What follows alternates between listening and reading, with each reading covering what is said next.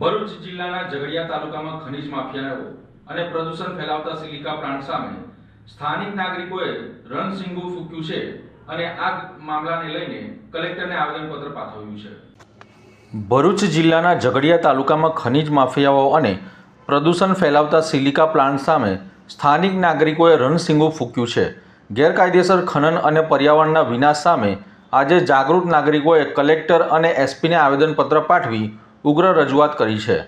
ઝઘડિયા તાલુકાના આમોદ, રાજપારડી અને ભીમપોર વિસ્તારમાં લાંબા સમયથી ચાલી રહેલ ગેરકાયદેસર ખનન અને બેફામ પ્રદૂષણ સામે જનતા હવે મેદાને આવી છે। સ્થાનિકોનો આરોપ છે કે સિન્ડિકેટ દ્વારા ચાલતી આ પ્રવૃત્તિઓથી આદિવાસી અને મધ્યમવર્ગીય પરિવારોની રોજગારી છીનવાઈ રહી છે। જીએમડીસી આમોદ વિસ્તારમાં લિગ્નાઇટ માટે ફાળવેલી જમીન પર ખાનગી કંપનીઓ દ્વારા સિલિકા સેન્ડનું ખનન કરી બંધારણીય જોગવાઈઓ અને પેસા એક્ટનું સરેઆમ ઉલ્લંઘન થઈ રહ્યું છે। સિલિકા વોશિંગ પ્લાન્ટ દ્વારા હવામાં ઝેરી રજકણો અને જમીનમાં કેમિકલયુક્ત પાણી છોડવામાં આવે છે, જેનાથી સ્થાનિકો અને પશુ પક્ષીઓના સ્વાસ્થ્ય પર જોખમ ઊભું થયું છે। આવેદનમાં ગંભીર આક્ષેપો કરાયા છે કે જો કોઈ આવી પ્રવૃત્તિ સામે અવાજ ઉઠાવે તો ખનીજ માફિયાઓ દ્વારા તેમને ગાડી ચડાવી દઈ જાનથી મારી નાખવાની ધમકીઓ પણ આપવામાં આવી છે અને સ્થાનિક ટ્રક માલિકોને બદલે હવે બહારથી મોટી ગાડીઓને પ્રાધાન્ય આપી સ્થાનિકોના મોંમાંથી કોળિયો છીનવાઈ રહ્યો છે।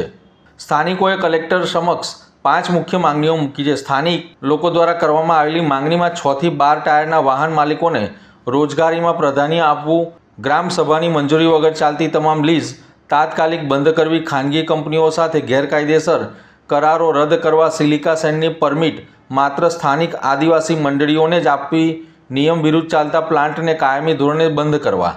આ સાથે સ્થાનિકોએ ચીમકી ઉચ્ચારી છે કે આગામી સમયમાં આ બાબતે તંત્ર દ્વારા કોઈ નક્કર કાર્યવાહી કરવામાં નહીં આવે તો ઉગ્ર આંદોલન કરવામાં આવશે। હવે જોવાનું એ રહ્યું કે તંત્ર આ ખનીજ માફિયાઓ સામે શું પગલાં ભરે છે। મારું નામ ડૉક્ટર ભાવિનકુમાર શાંતિલાલ વસાવા। અમે બધા રાજપાડી વિસ્તારમાંથી છે। અમે અહીંયા જે કલેક્ટર સાહેબને રજૂઆત કરવા આવેલા છે કે જીએમડીસી દ્વારા જે તે સમયે ખનીજની લીઝ જે લેવામાં આવી તે માત્ર કોલસા માટે લેવામાં આવી હતી અને એ ખનીજની લીઝમાં, કોલસાની લીઝમાં ત્યાંના આદિવાસી સહિત બિન આદિવાસી સહિતના દરેક લોકોની જમીન ગઈ છે।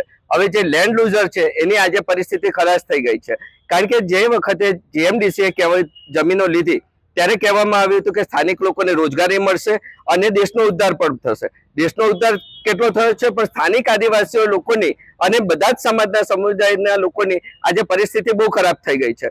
જે તે સમયે ત્યાંના ટ્રાન્સપોર્ટરો અને સ્થાનિક લોકો નાની ગાડી 6 ટાયરને એવું લઈ અને કોલસાની ખાણમાંથી કોલસો બહાર કાઢવા અને જે તે જગ્યા માટે ટ્રાન્સપોર્ટેશનમાં યુઝ કરતા હતા અને ત્યાં આગળ લોકલ લોકો જીવી ખાતા હતા। પણ આજે પરિસ્થિતિ એવી થઈ ગઈ છે કે ત્યાં આગળ જાણે કે એક સિન્ડિકેટ અને કાર્ટલ બનાવી દેવામાં આવ્યું છે અને સ્થાનિક લોકોને બિલકુલ બરબાદ કરવામાં આવી રહ્યા છે। એમના રોજગારી ધંધા નહીં મળે એવા ધંધા કરવામાં આવી રહ્યા છે। સ્થાનિક લોકોએ નાની ગાડીના ધંધા બંધ થઈ ગયા।